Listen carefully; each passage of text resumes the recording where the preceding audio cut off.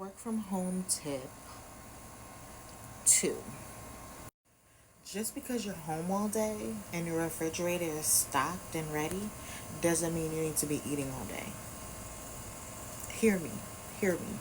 Just because you're home all day and your refrigerator is stocked and ready does not mean that you need to be chewing all day.